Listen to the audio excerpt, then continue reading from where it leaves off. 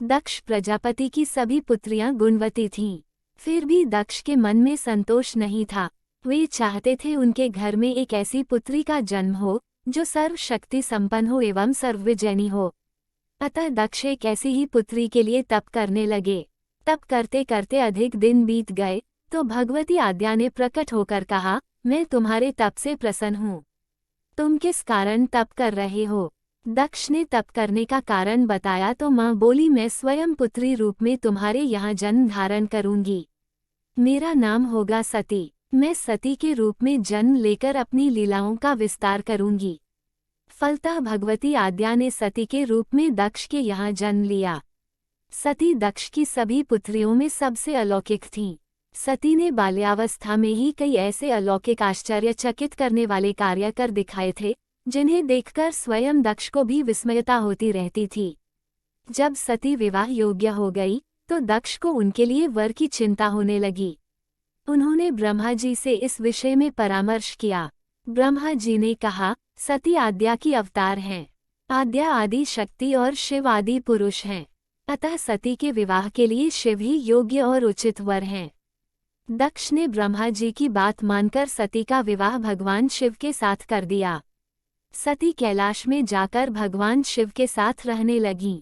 भगवान शिव दक्ष के दामाद थे, किंतु किसी वजह से दक्ष के हृदय में भगवान शिव के प्रति बैर और विरोध भाव पैदा हो गया।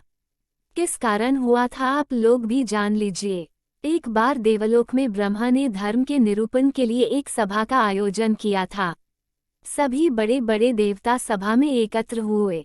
भगवान शिव भी इस सभा में बैठे थे। सभा मंडल में दक्ष का आगमन हुआ। दक्ष के आगमन पर सभी देवता उठकर खड़े हो गए, पर भगवान शिव खड़े नहीं हुए। उन्होंने दक्ष को प्रणाम भी नहीं किया।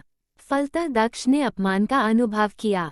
केवल यही नहीं, उनके हृदय में भगवान शिव के प्रति ईर्ष्या की आग जल उठी।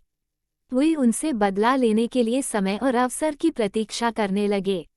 एक बार सती और शिव कैलाश पर्वत पर बैठे हुए परस्पर वार्तालाप कर रहे थे। उसी समय आकाश मार्ग से कई विमान कनखल की ओर जाते हुए दिखाई पड़े।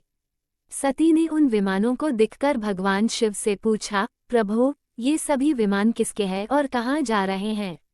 भगवान शकिन ने उत्तर दिया, आपके पिता ने एक बहुत बड़े यज्ञ का आयोजन किए हैं। समस्त देवता और देवांगनाएं इन विमानों में बैठकर उसी यज्ञ में सम्मिलित होने के लिए जा रहे हैं।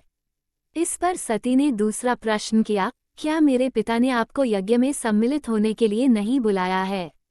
भगवान शंकर ने उत्तर दिया, आपके पिता मुझसे बैर रखते हैं, फिर वे मुझे क्यों बुलाने लगे? सती मन ही मन सोचने लगी, फिर बोली, यज्ञ के इस अवसर पर अवश्य मेरी सभी बहनें आएंगी। उनसे मिले हुए बहुत दिन हो गए।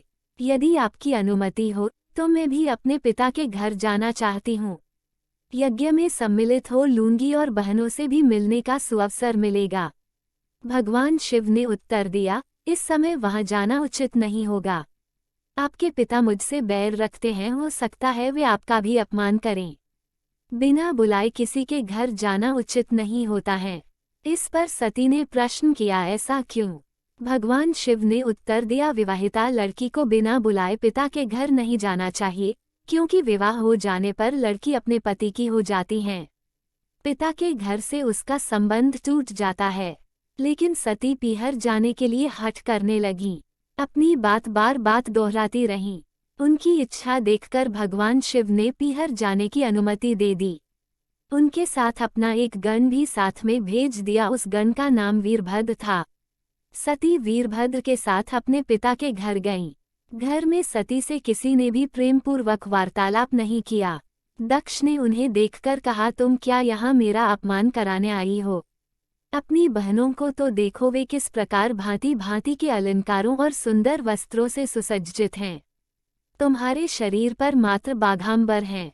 तुम्हारा पति श्मशानवासी और भूतों का नायक है। वह तुम्हें बाघांबर छोड़कर और पहना ही क्या सकता है? दक्ष के कथन से सती के हृदय में पश्चाताप का सागर उमड़ पड़ा। वे सोचने लगी, उन्होंने यहाँ आकर अच्छा नहीं किया। भगवान ठीक ही कह रहे थे, बिना बुलाए पिता के घर भी नहीं जाना चाहिए। पर अब क्या हो सकता है? अब तो आ ही गई हूँ। पिता के कटु और अपमानजनक शब्द सुनकर भी सती मौन रहीं। वे उस यज्ञमंडल में गईं जहां सभी देवता और ऋषि मुनि बैठे थे तथा यज्ञकुंड में धू धू करती जलती हुई अग्नि में आहुतियां डाली जा रही थीं। सती ने यज्ञमंडप में सभी देवताओं के तो भाग देखे, किंतु भगवान शिव का भाग नहीं देखा। वे भगवान शिव का भाग न देखकर अपने पिता से बोली, पितृश्रेष्ठ, यज्ञ में तो सबके भाग दिखाई पड़ रहे हैं किंतु कैलाशपति का भाग नहीं है। आपने उनका भाग क्यों नहीं रखा? दक्ष ने गर्व से उत्तर दिया, मैं तुम्हारे पति शिव को देवता नहीं समझता। वो तो भूतों का स्वामी, नग्न रहने वाला और हड्डियों की माला धारण करने वाला है। वह देवताओं की पंक्ति में बैठने योग्य नहीं है। उसे कौन भाग देगा? सती के नेत्र लाल हो उठे। उनका मुखमंडल प्रलय के सूर्य की भांति तेजोदीप्त हो उठा। उन्होंने पीड़ा से तिलमिलाते हुए कहा, ओह, मैं इन शब्दों को कैसे सुन रही हूँ, मुझे धिक्कार है। देवताओं, तुम्हें भी धिक्कार है। तुम भी उन कैलाशपति के लिए इन शब्दों को कैसे सुन रहे हो जो मंगल के प्रतीक हैं और जो क्षण मात्र में संपूर्ण सृष्टि को नष्ट करने की शक्ति रखते हैं। वे मेरे स्वामी हैं। नारी के लिए उसका पति ही स्वर्ग होता है। जो नारी अपने पति के लिए अपमानजनक शब्दों को सुनती है उसे नरक में जाना पड़ता है। पृथ्वी सुनो, आकाश सुनो और देवताओं तुम भी सुनो। मेरे पिता ने मेरे स्वामी का अपमान किया है। मैं अब एक क्षण भी जीवित रहना नहीं चाहती। सती अपने कथन को समाप्त करती हुई यज्ञ के कुंड में कूद पड़ी। जलती हुई आहुतियों के साथ उनका शरीर भी जलने लगा। यज्ञमंडप में खलबली पैदा हो गई, हाहाकार मच गया। देवता उठकर खड़े हो गए।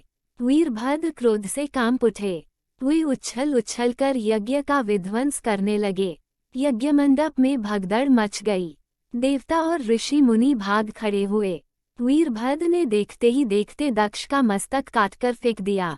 समाचार भगवान शिव के कानों में भी पड़ा।